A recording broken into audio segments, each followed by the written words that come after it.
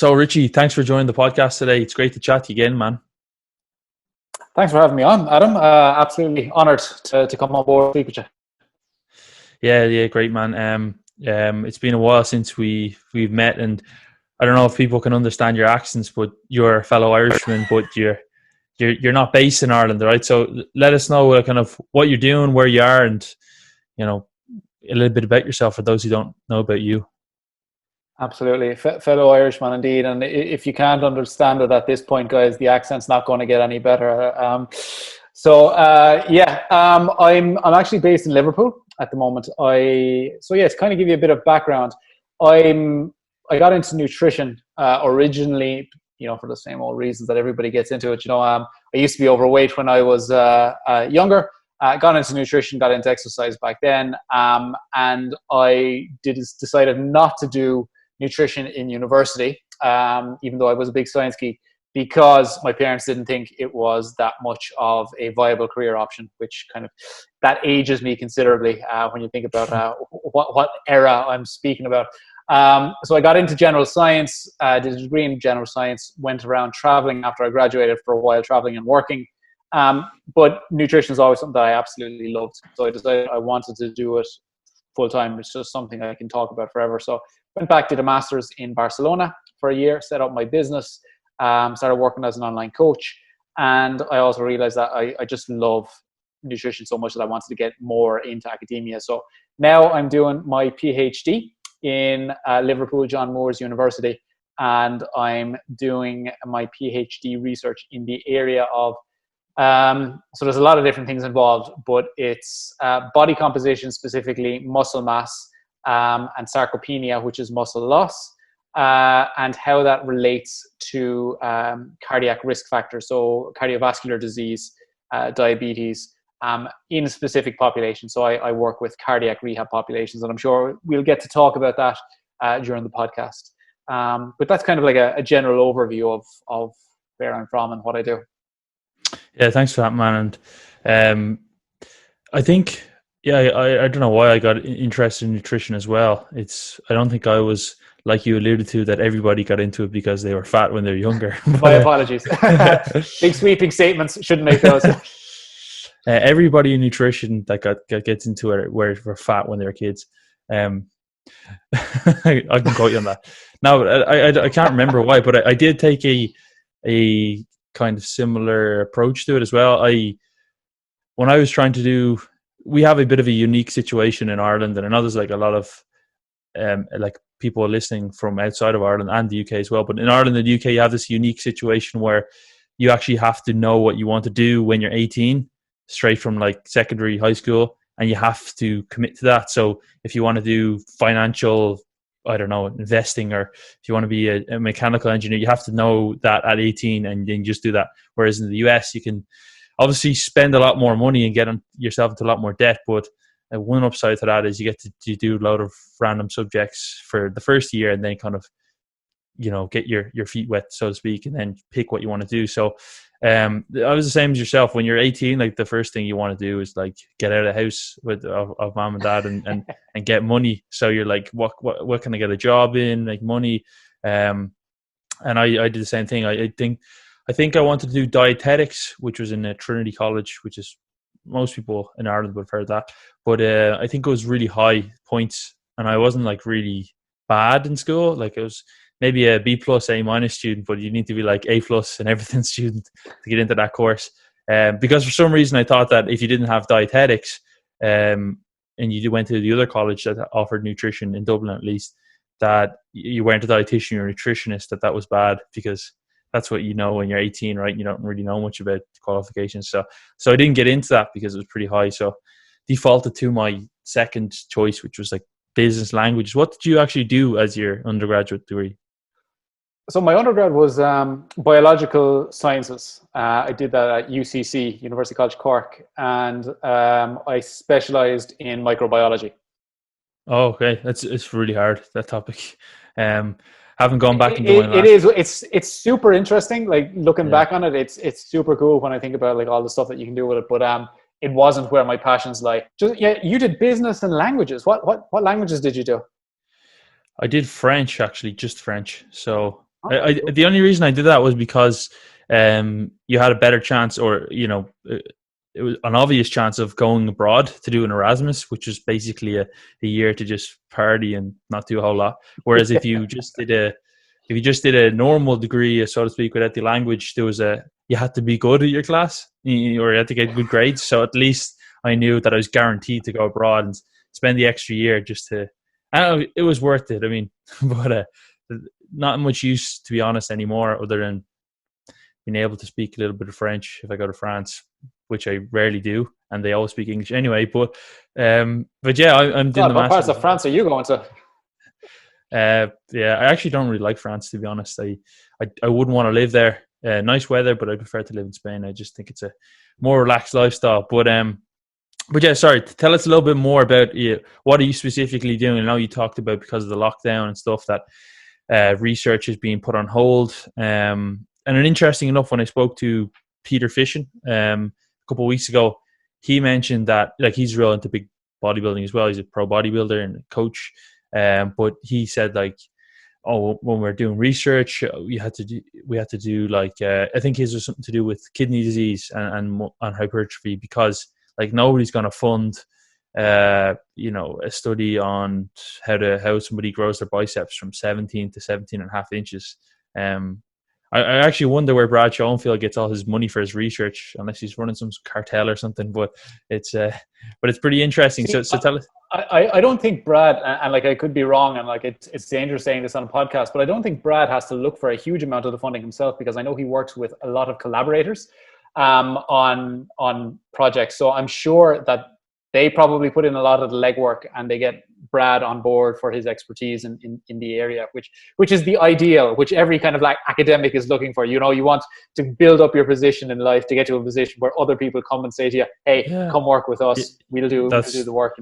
That's true, actually, and not I have no idea how his kind of research works, but I've heard, and maybe not even in this field, but in other fields, that someone that's quite prolific or well known, they will like be put on certain papers, and vice versa. And I'm not saying that that's what they do, but yeah, you actually make a lot of sense there, where they'll be brought in to oversee something or to give some help, but not like me starting PhD next week and then trying to do a study. So tell us, like, what's that like for you? Do you have to get all your funding yourself, and what specifically are you kind of researching into?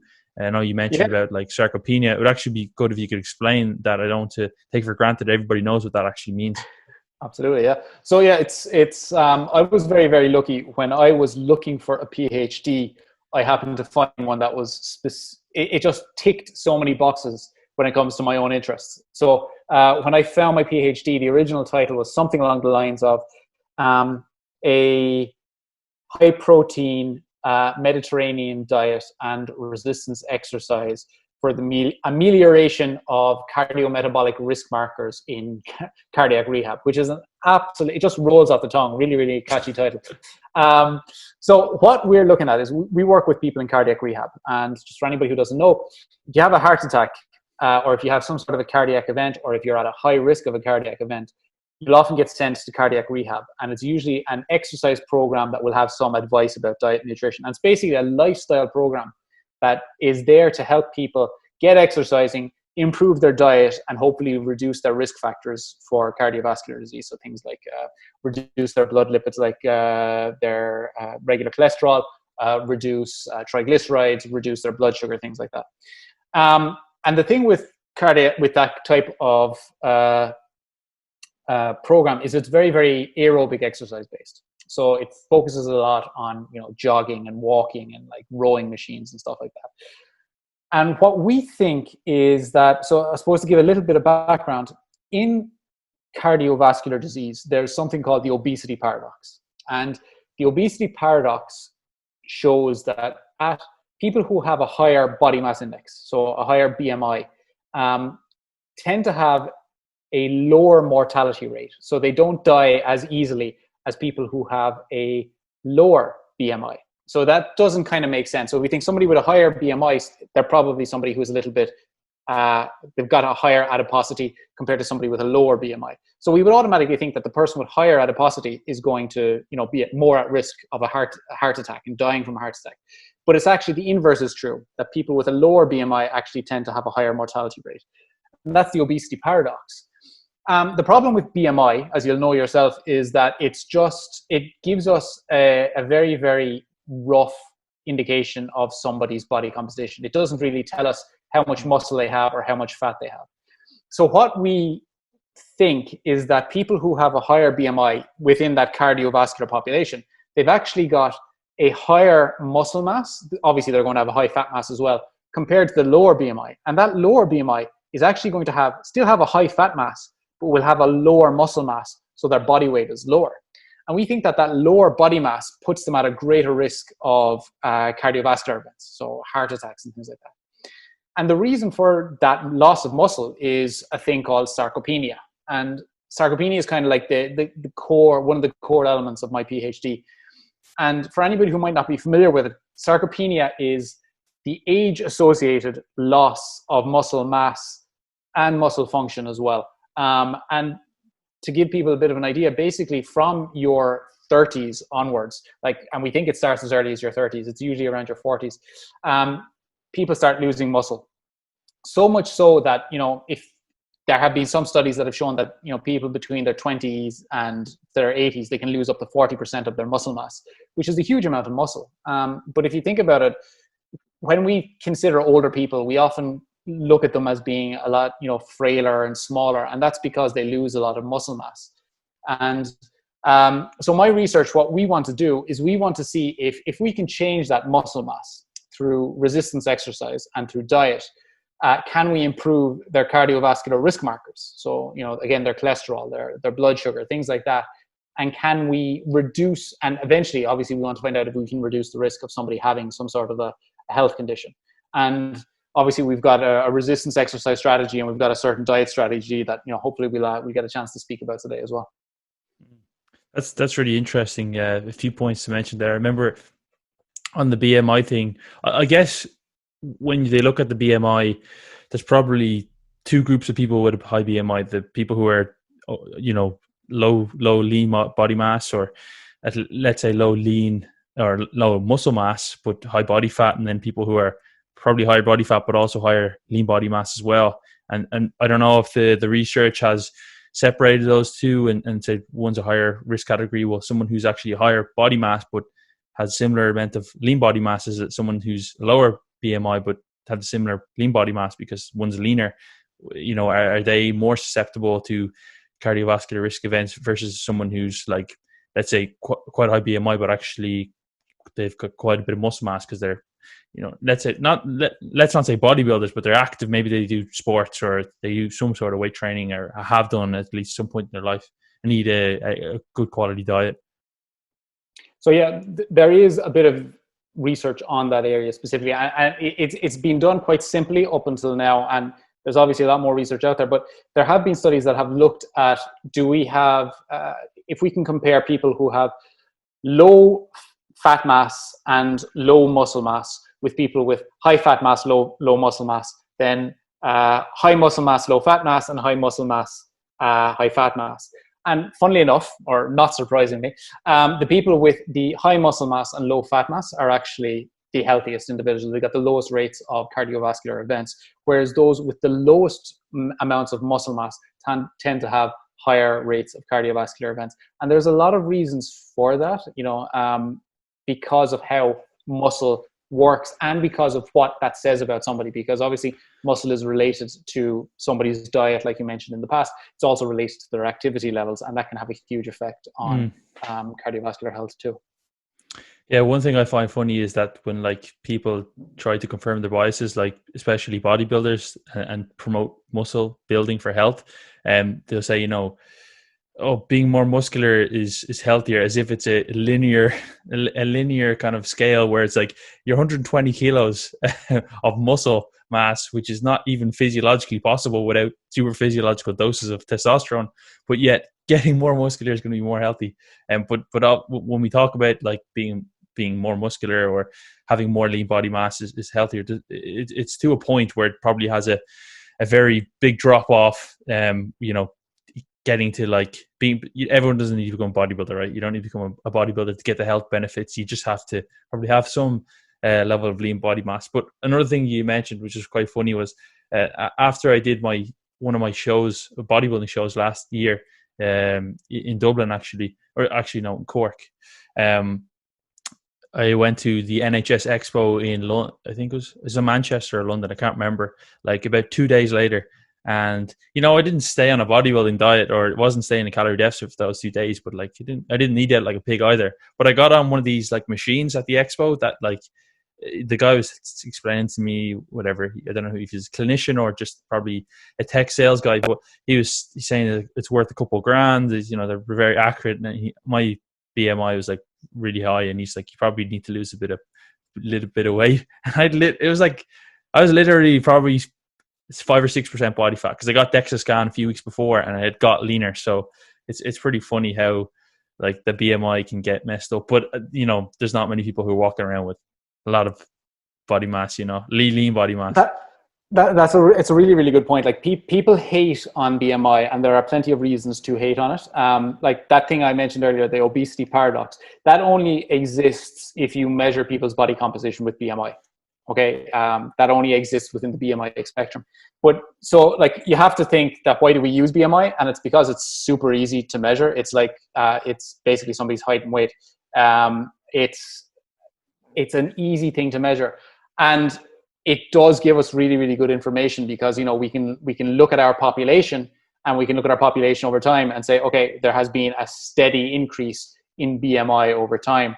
And people might say to you, oh man, but like that doesn't tell us anything about muscle mass. God, like, there's people like, if I'm going to ask you, if you look at the general population and you see that BMI going up over time, are you going to say, oh, well, maybe the majority of those people are just really jacked and really, really big? That's not the case. Like the general population, that increase in BMI is being stimulated by, an increase in adiposity. People are gaining weight, gaining body fat over time.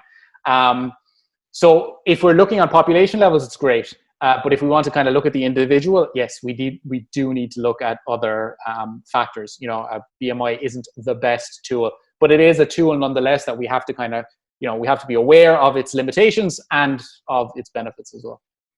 Yeah, no, you're right. I mean, I was kind of like that before, like a couple of years ago when I suppose I first started educating myself, or I started learning a bit more about BMI and maybe some of the limitations of it, and painting everyone with the same brushes. If everyone's some like athlete or something like that, everyone plays rugby. Like it's probably a percentage of 1% of people who actually are it's not going to apply for, because they have too much muscle mass. And most people, and they're probably like, guys in their early 20s or teenagers or something like that. Whereas for everybody else, you just go outside and walk around. Like I live in Dublin here, you walk around, you'll just see, it's pretty much applicable for everybody, everybody. So you mentioned something about the sarcopenia, or at least muscle loss coming on as early as your 30s, and that would scare a lot of people. I mean, so I've got 2 more years or a year and a half, and then I'm pretty screwed. I'm just gonna end. I better, still a baby, you're grand. I should give up my bodybuilding now. I'm just gonna get worse from the age of 30 on. But no, in reality, is that something that we actually see? Is this in just general population of people who are inactive, who don't need enough protein? Guys who are, say, older, maybe say they're in their late 20s or early 30s, and they're getting into, say, lifting, and they're often concerned about hearing about this muscle loss. And, it sounds quite scary that, well, what's the point in even trying if I can't make any gains? Or am I going to just start looking worse now because I'm in my 30s, because I'm going to start losing muscle mass? What are your thoughts on that? Or is what you said, does that apply to everybody, or is that just applied to people who are just, generally physically inactive? Or is this something that we really, can we stave it off? Can we push it out without the use of like testosterone placement therapy? It would be good to hear your opinion on that as well. When you mentioned about these elderly people who are like, who need more muscle mass to kind of to ameliorate some of these cardiovascular risks, I was thinking like, what if you just gave them some testosterone? Like, they gain pretty muscle pretty fast in terms of trying to get an old person to lift weights. And I know there's some pretty significant gains they can make if someone's a new lifter, even over the age of 75. I was reading recently a new study, funnily enough, by Brad Schoenfeld, plus probably many others. But yeah, what are your thoughts? I kind of rambled there for a bit. No, so yeah, like it's a really, really relevant question. I'll talk to the first point first. Bring me back onto the testosterone at the end in case I forget to get to it. So with sarcopenia, that it's really, really important to consider those things that you mentioned. Is it just in the general population? And yeah, when we look at sarcopenia, we have to talk about the general population. And if we ask, I suppose an important question to ask is, why does sarcopenia happen in the first place? And there's a number of reasons for it. And I will say that the principal reason for sarcopenia, and it's probably one of the most important factors to consider when we're trying to counter the effects of sarcopenia, is people become less active the older they become. So if we think about it, physical activity, it probably for some people it peaks in their when they're children, and from there on it just goes downhill. But people become less active as we get older. Like I know myself, I in the university, or at home now at the moment, working from home, I spend the majority of my time sat down in front of a computer, doing work from there. And you're losing muscle mass as we're speaking right now. Exactly. I think the fact that people spend so much time sitting down, and this is another conversation, it's detrimental to health. But people become less active. When people get older, when they retire, you're told when you're retired, it's time to relax, take a load off. As people get older, and we know that from our 50s, sarcopenia speeds up a lot. When people get older, they just do less. They don't walk around as much. They don't do as much structured exercise. They don't carry their groceries as much. People become less active. And when people become less active, there's no stimulus on the muscle. And we all know, or at least everybody who's listening to this podcast will be familiar with the fact that the stimulus from muscle growth comes from our exercise. The exercise that we do, that stimulates muscle growth. And everything that we do on top of that, taking supplements, getting enough protein, that's all complementary to that process. That helps augment that process. But the original stimulus comes from muscle. So if we take away that original stimulus, that's why the body's like, okay, what am I holding onto all this muscle for? There's no need for it. We start to lose it over time. And there's other problems that come along with age as well. So one, when we get older, we know that there's an increase in levels of inflammation and inflammatory cytokines in the body. We know that increases in certain inflammatory cytokines within the blood, that they can actually reduce the hypertrophic response in the body. We know that as we get older, we don't digest protein as well. So we don't absorb as many amino acids. So we actually need to eat more protein to stimulate a muscle protein synthesis. We know that hormonal factors change as we get older. We know testosterone starts decreasing about 1% per year from our 30s onwards. So there's a lot of factors that come together, and they can contribute to something that we call anabolic resistance. And what that means is basically when we try to stimulate muscle growth, we need a greater stimulus the older we get to stimulate the same amount of muscle growth. And that happens in two forms. It happens in the amount of exercise that we need and the amount of protein that we need. So as we get older, there has been research done that has shown that older people need more intense or higher volumes of exercise to stimulate significant muscle protein synthesis. And the same goes for their protein intake. We know that, for example, young people can probably stimulate protein maximally with 20 grams of whey protein. And with older people, it may be close to double that. So close to 40 grams of whey protein to stimulate muscle growth. So these are major factors that contribute to that loss of muscle over time. And like hopefully we'll have time to speak about some of the countermeasures for that.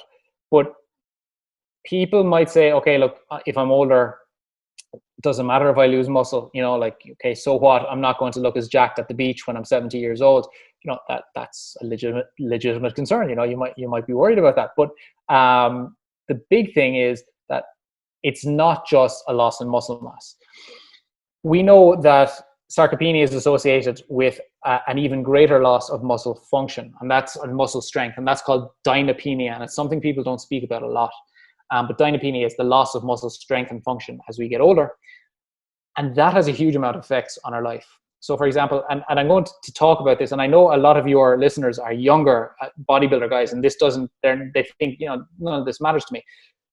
Think of it like this. When you get older, if you lose muscle function and you get to the point where you can't walk up a stairs without assistance, or you can't get out of bed without assistance, or you're not able to bring your groceries home, or you're not able to put, like a heavy cans of whatever beans into the highest shelf in your fridge or something like that.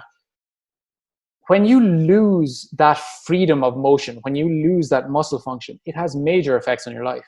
We also know that the loss of muscle has major effects on cardiovascular health. So people with sarcopenia tend to have higher risk of cardiovascular disease. They've got higher levels of diabetes, because when you think about it, muscle is the biggest dump or sink for glucose in our body. And if your muscle is smaller and inactive and less quality, you're not going to be able to dispose of glucose as easily. We know it's associated with mental decline. So with cognitive decline, it's associated with depression, which is probably because, like, if you feel like you're unhealthy and you're not able to do all the things you're normally able to do, you're not able to go out and see your friends, you're going to get depressed. It's associated with osteoporosis. There are a huge amount of conditions associated with this, with muscle loss. And that's why it's incredibly serious. But I also think that it's something that is very, very easily remedied as well. And we'll get to that. But I've just remembered that you did mention something on testosterone. And testosterone, or actually anabolic steroids, were originally invented to help prevent muscle loss. That's right. It was Dianabol, I think, or something like that, right? Was it? Exactly. Yeah. One of its original uses was, so if you think of it like this, people lose muscle mass when they're inactive, like I said. And so when are people most inactive? If they're in bed all the time. And when are people in bed all the time? If they're in a nursing home or if they're in hospital. And we know that in nursing homes, the rates of sarcopenia can be as high as 40% plus, because people are just not active at all. And in hospital, we know that people tend to lose a lot of muscle mass very, very easily. Like you can actually lose over a kilo of muscle in a week from just being bedbound in a hospital.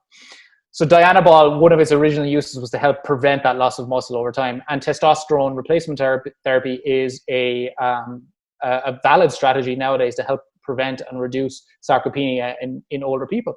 And I think, from my perspective, I think that's an absolutely viable option for people. Like, if I was to say to you, let's just imagine that, we're not in the world of bodybuilding, we're not in the world of powerlifting. And I said, okay, you've got a medical condition. The only way to treat it is by giving you a certain hormone. Okay, so actually, let's talk about thyroid. Say you've got hypothyroidism. Your thyroid levels are low. So we're going to supply some of the T3 hormone to you. That seems reasonable, right? Because we're giving you something you're deficient in to help preserve your health. Does that sound reasonable? Yeah, no, it does, absolutely. Yeah, so with testosterone, it's the same way. The only thing is, now within certain populations, if you say testosterone, it's like, oh no, I'm not taking this testosterone. I want to be natty. I'm not going to go on roids or fail a test or something. But for older people, they don't give a damn about being natty. They just want to be able to do what they do normally and live a healthy and a vibrant life. So I think testosterone, if that can help them with that, and there are plenty of studies that show that it can help improve muscle mass in older people, and a lot of other improvements in just general health and well-being, I think it's a great option. And like I'll say it like now, if I ever got to a point in my life where my doctor said, yeah, we probably need to put you on testosterone, I'd be like, do it. Yeah, great. I'll just go into a new cycle of bodybuilding and put on all the mass that I never gained when I was a kid, Trembolone, D-ball. Everything. Oh, you just put me on everything, Doc. I've already got them in my drawer. I've been waiting for the day for you to say go. I think I don't know much about the kind of the medical field in terms of what they suggest and stuff, but I've rarely heard of anybody being prescribed testosterone, really, at least in Ireland. I know there's like wellness clinics in the US and stuff. So I don't know if I asked my parents or my grandparents, the ones that are around. If you talked about steroids, they'd probably just think, or testosterone, they'd probably just, they might know what it is. My grandparents might know what it is, but then if they did, they probably just, oh yeah, bodybuilders, like, you know. So I think there's maybe just an education piece in certain countries, and then I don't know how the practices are with doctors as well. And I know that, you know, I'm not sure. I'm sure at some point it will catch on. And I think with younger people, it's probably they're the ones who are saying, you know, I don't want to be a fake natty. I mean, I think more in the elderly people, it's more just an educational piece. And yeah, because, you know, a lot of elderly people take a lot of medication anyway. So, I mean, I don't know what they do for testosterone, if it's like gels or something like that, right? It's not like you don't use injectables, I don't think, at least. But yeah, but going back on, sorry, go ahead. No, I was just going to say, so like one of the reasons for that kind of lack of education is because I think sarcopenia is only starting to become more spoken about now. It was only officially classified as a disease, I think it was 2017 or 2018. So it's a very, very recent diagnosis. So I don't think doctors considered it to be a major issue previously, which means that it's not something that they would have spoken about. Like, you know, they wouldn't have been told to look out for it, like look out for sarcopenia in older people. If you see signs of it, you know, something needs to be done. So that's why people wouldn't hear about it. But I think we're going to hear more about it now, just because of its link with other health factors. Kind of as we move forward, it's going to become more important.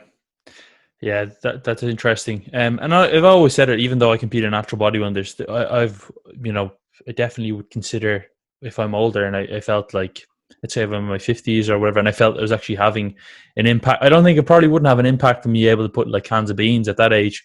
But maybe me feeling like, I don't know, if you have low testosterone, you can have some low ebbs, or mentally you might feel a bit more blue or depressed. Other functions such as sexual function, etc. Like, I started to feel like it actually had an impact on me. And I've had low testosterone before, because after a bodybuilding comp prep, you do. And when I did my very first one, I was 21, and I didn't know what was wrong with me. I actually had to go to the doctor, and they actually did talk about using testosterone if it didn't come back to normal. But once I figured out that it was what it was, I knew that it would come back, because I had read about, you're actually getting low testosterone after you get really lean, and that it comes back within like 6 months. And lo and behold, a few months later, I was normal again. So not that it doesn't happen to me anymore, but I'm just prepared for it, and I know that it's just a kind of a point in time. But at times I've felt like if I had to feel this way all the time for the rest of my life, like, it wouldn't be great, because you had low energy, but also on top of that, whether it's correlation or causation, you have low mood as well, just not motivated and stuff like that. So yeah, I wouldn't be against it at all when I'm older, but not for superficial reasons, just so I can get like 10 kilos more muscle than I already have. Like, it's not going to make me any happier.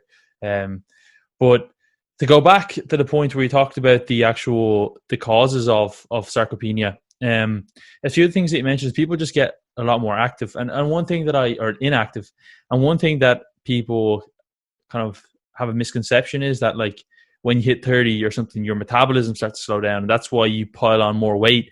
But in reality, you mentioned some of the factors that, like, well, you just have more kids, you probably have more money to eat out, you don't play sport or anymore, you now work in an office, and when you get home, you just drink some beers and watch TV. And yeah, maybe you could say your metabolism has slowed down a bit, but is it really? Like, maybe your non-exercise activity, thermogenesis, is part of your metabolism, but your actual basal metabolic rate isn't slowing down because you're getting older. Maybe when you're like losing muscle, I'm sure it does, but to the extent that people think about it, it's more just, I won't say people giving up, but they're just accepting that I'm getting older now, so this is supposed to happen to me. And it's interesting if we could mitigate, and maybe we'll get into them, mitigate some of those things, because when I get guys who are talking to me that are, say, not old, but like they might be in their 30s, and they're saying, oh, well, I know that like people start losing their muscle mass and stuff as they get older. Like, does that mean I can't build muscle? And it's actually quite promising to hear that it's not biological necessarily factors. It's not nature, but more nurture, or these societal or behavioral type factors that actually are a big cause in muscle loss, that if you had kept up what you were doing, perhaps we would have seen less muscle loss. And yes, you did mention some stuff about muscle protein synthesis, that the more anabolic resistance. I would like to talk more about that at some point, but I'd say it's probably fairly in depth. But when we talk about building muscle or maintaining muscle, we have this muscle protein synthesis and muscle protein breakdown, and muscle protein synthesis being stimulated by eating protein, but also the stimulus to the muscle from an external load. And then the breakdown, does that actually increase as we get older as well? So I guess people would think, well, yes, I can stimulate muscle protein synthesis, so building new muscle through lifting and eating protein, etc. But if this muscle protein breakdown is going to be so high when I'm getting older, I'm fighting, I'm pissing in the wind, essentially. So yeah, that's a really, really good question to ask. So at the moment, there's no consensus on whether muscle protein breakdown increases. More than likely, muscle protein breakdown stays relatively consistent throughout our lives, but the big difference is in muscle protein synthesis. And you know that your levels of muscle mass are determined by that balance between muscle protein breakdown and muscle protein synthesis. So even if muscle protein breakdown is staying relatively consistent over time, if muscle protein synthesis drops, then that's where we have a case where, we're actually going to be losing muscle over time. And that's where we need to consider it. I wouldn't be surprised if some research comes out in the future and says that, there is a slight increase in muscle protein breakdown too, because we do know that there is an increase in inflammatory cytokines as we get older, that there's those reductions in, basically there's kind of a switch to a more catabolic processes as we get older. But yeah, it is a matter of working with the side of the equation that we can, and that's the muscle protein synthesis side of things. And we need to kind of start tackling it from that option. What can we do to increase that MPS over time? Yeah, so I mean, for people who already lift and eat protein, is there anything that they can do extra, or what are your thoughts on that? And then for people who are just getting into it, or let's say haven't been consistent, but they're starting to think about maybe health. And I know people start thinking about their health a bit more when they get over themselves a bit as they get older, and they don't just think about aesthetics. And maybe that's the reason why they're getting into lifting or eating well. I'm kind of focusing on that, not focusing on it, but be a bit more aware of it as they get older as well. Just general health and longevity. So people won't be getting into that way. What kind of advice would you have, or is there anything particular that we need to do or focus on, or is it simply just lift weights? And you mentioned something about volume as well, the volume of training. Does that mean now somebody's doing 20 sets a week has to do 30 sets a week? What are your thoughts there? There's a lot in that, and they're all really, really relevant points. I suppose the first thing to think about is, okay, what can we do to increase muscle protein synthesis? And one is do resistance exercise, do any kind of exercise really that gets you moving, gets stimulating muscle. But obviously resistance exercise is one of the best for stimulating muscle growth. We know that. So do that. That's one of the best things that you can do. And then on the other side is get plenty of protein in your diet. There's obviously some supplements, and there's some other compounds that we can take into our diet, other nutrients that are beneficial for muscle growth. But protein is by far the best one, and getting it in sufficiently regularly to stimulate muscle growth is important. But let's say we've got two groups of people. We've got the younger people who are let's say, in their 20s or 30s. And then we've got older people that we need to look at. And with the younger people, I would say is just train, get a decent amount of muscle onto your frame. And like you said earlier, that is by no means telling people you need to be a bodybuilder if you want to look after your muscle.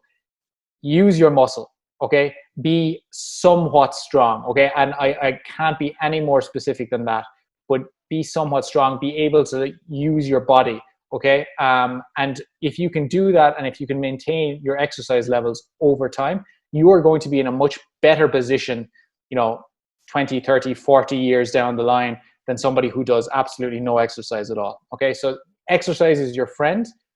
Look after yourself now, and you will be in a much better position in the future. Like that, there's nothing radical about that. But for somebody who's older, The same rules apply. Like people think, oh, like if you're dealing with a 70-year-old, you know, it's like, I'm 70 now, there's not much I can do, you know, with all this anabolic resistance. That's not true. We know that there's plenty of studies in people who are in their 80s who are able to put on muscle with resistance exercise over time. Now, none of them are turning into Arnold Schwarzenegger, but like they're all getting bigger. They're all putting on more muscle, and more importantly, they're getting more strength. They're getting stronger, and that's really, really important for them. Because if you can take somebody who had difficulty getting out of bed or walking upstairs, and you know, after 3 or 4 months of training, suddenly they can get out of bed by themselves, or they're able to walk upstairs without assistance, you've just changed that person's life, you know? So the resistance exercise and protein still applies for older people. But the big difference is that with older people, they probably need to do it a little bit more regularly. Like, you know, still, that said, if you can get them doing resistance exercise 2 or 3 times a week, I think that's absolutely fantastic. And if you can get them eating protein, like a big dose of protein in a couple of meals a day, that's fantastic as well. The big thing to think about, though, is with older people, making those kind of lifestyle changes is never easy. So you kind of have to start from where that person is. And, you know, that might be as much as just saying, okay, let's get you walking. Let's start with walking and we'll go from there. Or like, you know, let's do a little bit more gardening or something like that. Or let's walk up the stairs a couple of times every day. Because not everybody's going to want to hop into the gym, especially now with Corona, especially older people. Like they're not going to want to be surrounded by people who are breathing heavy and coughing and spluttering and putting out all of these viral particles everywhere. Yeah, no, I've definitely seen it firsthand. I got my car fixed the other day, and the mechanic lives beside my grandparents or my granddad. And I remember my granddad had been, ever since I can remember, he's been quite frail. Since I was young, he just seemed old, but I'm sure that's the way it is when you're like 5 and someone's 65 or whatever. But yeah, obviously he's aged the same amount as I have, but he hasn't really like deteriorated at all. And my father, who's a physiotherapist, has been doing some sessions with him. Like, I mean, he's not doing like 5x5 in the deadlifts, but like, you know, some squats onto the chair or something like that. And like some very basic exercise, and he's just been able to maintain. And he's always, and the mechanic actually said, I saw your grandfather walking around like the block, you know, and he's, I don't know what age he is now, he's over 80 anyway. But yeah, but then you can see other people who are just, actually, in fact, his wife, who died quite a while ago, had like Alzheimer's, and she became very inactive from stopping swimming, and within like a couple of years she was just in a wheelchair, and then, you know, she died unfortunately because of Alzheimer's. But it just shows to show the complete opposite. If you know how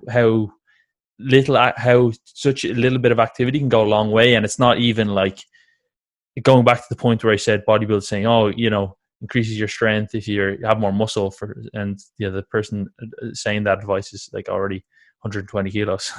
But like, you know, grip strength is associated with longevity, and I'm sure that's to do with the muscle mass, because someone who's, or strength, and then muscle mass, because someone who can't grip won't have much muscle. But it doesn't mean that you have to be an IPF world's, you know, over 90 kilo top 10. It's just, there's a point where it just, you know, okay, after this point, this information really only applies to general population, not to people who are trying to increase their grip strengths that can hold 400 kilos instead of 300. Yeah, it's the law of diminishing returns. Like I think a lot of people, and this happens, you know, very, very easily when they start out in the world of nutrition or fitness. Everybody wants to kind of put people onto their favorite routine. Okay. And, you know, it might be like a 6-day bodybuilding split, or it might be like, you know, 5x5, like you said, or, you know, with mostly powerlifting movements. People don't need this. Like, you know, you don't need people to squat, you know, to get them better. Like, you know, if you want to get people, like you said, your grandfather squatting off a chair, sitting up and down off a chair, is like that is exercise, that is movement. You don't need people to be ridiculously jacked to be healthy, but people who are regular exercisers are healthier. Simple as that. They have higher levels of muscle mass, and their muscle quality is also better as well. And it's just from being active regularly. you like, so important. You don't need to be a powerlifter, don't need to be a bodybuilder. You just need to be a regular exerciser. And it has so many benefits for people that like, I don't think I do justice to just how important exercise is for looking after us as we get older. But it is vital. And I think we need to start at where people are with their own level of like physical activity and their own nutrition, dietary habits. And we need to kind of work from there gradually, instead of saying, okay, getting your grandmother and, you know, who does nothing except, you know, gets out of bed and sits in front of the telly every day and just say, okay, granny, today we're doing deadlifts, or, you know, today we're doing clean and jerk. It's not going to work. You know, it's an easy way to kill your granny. So start easy and work from where they are. Is there like a point where like you would say that the diminishing returns heavily falls off, or we start to see that like curve? So for example, someone could say, well, you know, I don't lift weights or eat protein, and of course they wouldn't be listening to this if that was the case. But is there a point where like someone could just say, well, I'll start lifting or start doing some chair squats when I'm 60 because I don't need to be that strong, or I don't need to have that much muscle, and I just need to maintain function? Or would actually a certain amount of lean body mass, like above average, or actually getting in the gym and say doing like some free weights, is that more beneficial, or you know, what are your kind of thoughts on that? I know it's a very hard question to answer. Yeah, it is, but like it's relevant as well, and it's very, very hard to quantify that, okay? Because the measures that we have for kind of defining sarcopenia, like we don't even have a consensus measure for it, but we have some measures that are quite widely accepted based on the general population and the lean mass within, specifically the segmental lean mass. So the lean mass, appendicular lean mass, muscle mass in the arms and legs. And basically, if you are below 2 standard deviations below the average of the population, that's classified as sarcopenia. I would say being above average when it comes to muscle mass is of definite benefit, because, you know, when you think about the average of the general population, it's not exactly a particularly high standard. So by doing any kind of activity, you know, you're doing better. If you're doing some resistance exercise, that's fantastic, because that's really what's going to stimulate muscle growth and strength.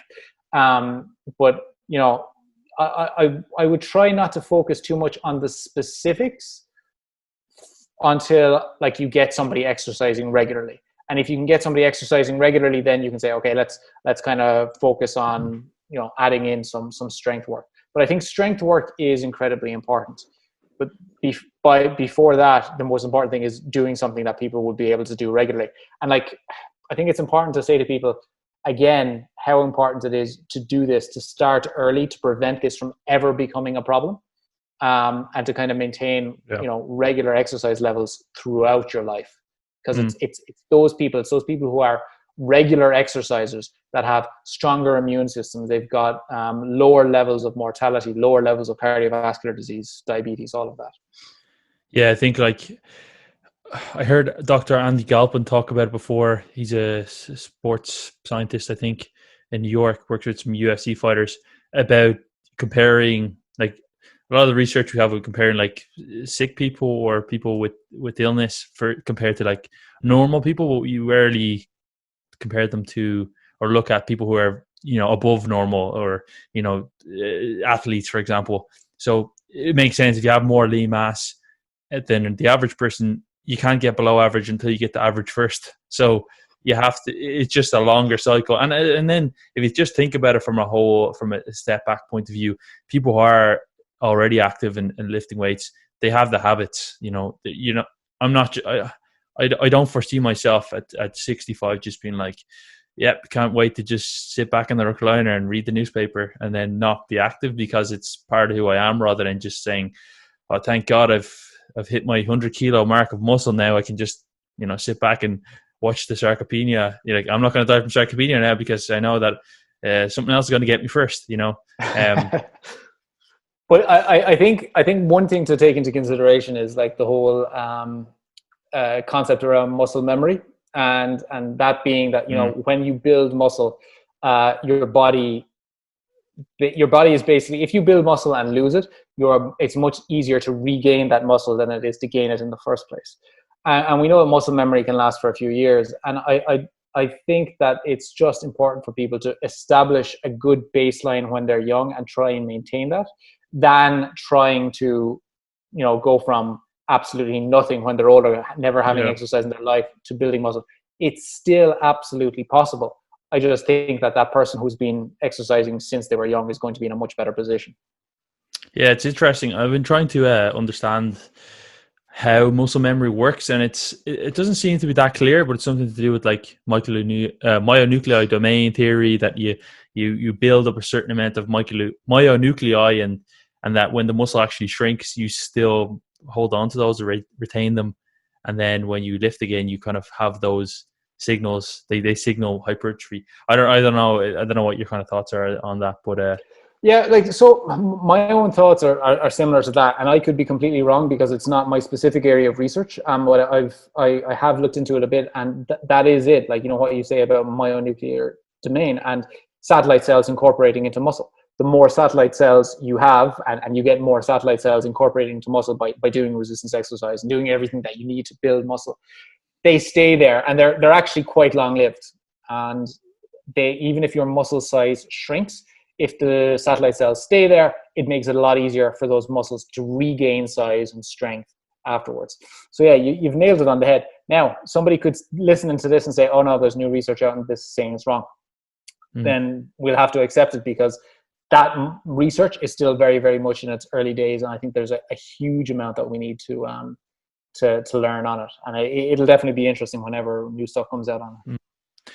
So as a final question, kind of what advice would you have for somebody who's, let's say, in that age where perhaps sarcopenia would start to come on, or I wouldn't even say sarcopenia, because you're not classified as being in that range unless you're 2 standard deviations below, but in the age of where perhaps we'll start to see some anabolic resistance and they actually want to build muscle, and perhaps they're not overly focused on being able to lift themselves off the toilet just yet, but in 30 years they might be, but they want to still like get jacked, for all means and purposes. Like, they want to look ripped and jacked and more muscular, but they're perhaps a little bit disheartened that you've said that from the ages of 30 or 40 that you're going to start losing some muscle. What advice would you give to those people? What are your kind of advice there for them?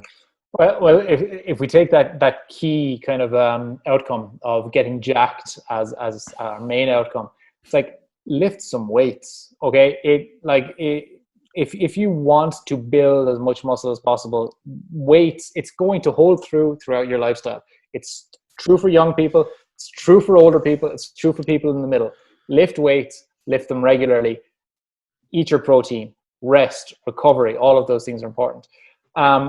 I would say that for people who are doing it from more of a health perspective point of view, it's really, really important that you find something that you absolutely enjoy and you love doing. So, for example, like you mentioned before we started this, that you play basketball for fun. Somebody goes out and like joins an over 50s football team or something like that. That's absolutely brilliant. Get walking more. Like, make walking part of your daily routine. Like, get up, go for a 30-minute walk in the morning. That is really, really good. Go for a cycle in the morning. Do as much activity as you possibly can. Do more chores in the garden. Like, find something that you can do that you enjoy that will get you moving. And then if you can incorporate resistance exercise, and it can be with weights, it can be with machines, it can be with those elastic bands that people use. Those are actually really commonly used for very older people in nursing homes. Do that and do that regularly. When it comes to the nutrition side of things, make sure that you're getting enough protein, because that does become an issue when people get older. If you look at population levels of protein intake, in general, protein intake is quite low in the population. It's especially low in older people. They're not getting enough protein as much as they should be recommended, and the recommended dose is quite low. And you'll also notice that protein distribution is skewed. So they have like breakfasts that are usually really low in protein. Like if you think of jam and toast or something like that. And then their dinner will have a decent chunk. if you can kind of get people to get a nice chunk of protein at breakfast, lunch, and dinner, just 3 times a day, that's a chance for them to stimulate muscle protein synthesis, as long as they're exercising frequently too. And then with older people, obviously, like I said, they need a larger chunk of protein. So it may be like 40 grams of protein per meal. That is a decent chunk of protein. So you need to consider what options can we have. So like, most older people don't want to take a protein shake. So like you have to recommend things like high protein yogurts or quarks or skyrs, or if they are willing to take a protein shake, fantastic. They can add that on top of their regular diet. You have to make it as easy a process for these people to kind of to implement into their diet as possible. So that getting that protein in is another way. And then from a supplement perspective, I would say that there are a few that are worth talking about, making sure people are getting enough vitamin D so they're not deficient. And that's just rife in all populations across Europe. Vitamin D deficiency is just ridiculous. But we know it has a major impact on muscle growth. So that can be useful. The same thing goes for omega-3 fish oils, but generally people need higher doses than they usually get. So I'm very, very much like 2 to 3 grams of combined EPA, DHA a day, especially for older people. And it's beneficial for cardiovascular health. It's also beneficial for muscle health. Creatine, absolutely amazing supplement. I think everybody, could potentially benefit from taking, from its cognitive benefits to its muscular benefits, and especially its muscular power output benefits, because that's where older people are really suffering from, is they're not able to generate as much power from the muscle. And that's why we have so many older people who suffer from falls, because they don't have the power to kind of correct themselves if they're falling. And then a last one would potentially be leucine, and that's just to combat the effects of not being able to get as much protein into their diet. So if they can't get enough protein, potentially supplementing meals with leucine could benefit, because that helps to stimulate that muscle protein synthesis response. Yeah, off the top of my head. As we were talking, I was thinking throughout this conversation, I was thinking of like the supplement industry hasn't really got hold of the elderly population. It's a market that they have money, they don't work, they have their pension money, they've got a lot of money. We can market that to them, make a lot of money, make a lot of bank off it. If no, but I'll come up with my own supplement range after this. Yeah. In all seriousness, though, I've actually, maybe there is, but I've never seen anything really. And maybe it's that people have that kind of mindset of they couldn't be really bothered when they get older compared to when younger people it sounds bad, but like you're right. I mean, young people do care more about their physical appearance, and whether that's for external reasons or whatever, they're more likely to spend their money on things that are going to, reduce their body fat or make them look better. And ultimately that does have a knock-on effect on health. But actually, this was my final question. The last one was second final. But what's the relationship between testosterone and actual muscle loss? Because I know is there a 1-on-1 correlation between that, or how does that link up with muscle protein breakdown or synthesis? I know that if you testosterone can increase muscle protein synthesis as well. But I remember talking to Carl Nadolsky a long time ago on the podcast, and I was actually I got my testosterone checked, and it was during my competition prep, and it was really low, but I was still very muscular. So there's obviously not some linear correlation between decreasing in testosterone and muscle loss, because if that was the case, I would have had the same muscle mass as an elderly man, where I was actually quite muscular because I was 3 weeks out from a competition. So yeah, one thing there is you have to bear in mind is that muscle is accrued slowly over time. So I'm sure you would have accrued that muscle over time, where you were in a bulking phase. You probably had a healthier level of body fat. You were probably eating really, really regularly, taking really, really good care of your health. And yeah, testosterone does drop when you're dieting, but like if you think about it, dieting is going to be a relatively short period, like, let's say 6 months or something like that. Your muscle isn't going to fall off in accordance with your testosterone. If it did, like, you wouldn't have bodybuilding shows. It's just like people would diet down and they would just have a pile of stick figures on stage. That doesn't happen because our body will try and hold on to our muscle as long as we're giving it the right stimuli, which is exercise. But if we look at, there is a correlation between decreasing testosterone levels as we age and decreasing muscle levels as we get older as well. Now, whether it's a one-to-one, I have absolutely no idea. I've never looked into that. But then on the opposite side of the thing, we also know that giving somebody, older people who are lower in testosterone, giving them a testosterone replacement dose helps them to put on muscle gradually over time. But it's not an instant thing. You know, it's not like, oh, your testosterone levels are down for 3 months, your muscle is going to fall off. You're going to hold on to it for a while. But if it's consistently low over a period of years, yeah, that's when somebody's in trouble. Yeah, that makes a lot of sense. So Richie, where can people find more about you? And thanks again for coming on. Oh, thanks for having me. So yeah, if anybody wants to find me, I'm most active on Instagram, and my account is @BMoreNutrition. So that's B_more_nutrition.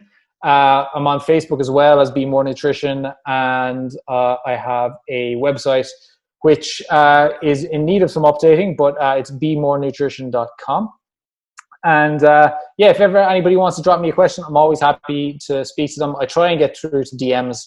I'm also trying to, I've been a bit lax with DMs lately just because I'm trying to kind of fit more personal time in and not spend as much time on my phone. But yeah, I usually get back to messages and stuff like that. And always happy to talk to people. So yeah, that's it. Awesome, man. Thanks so much again.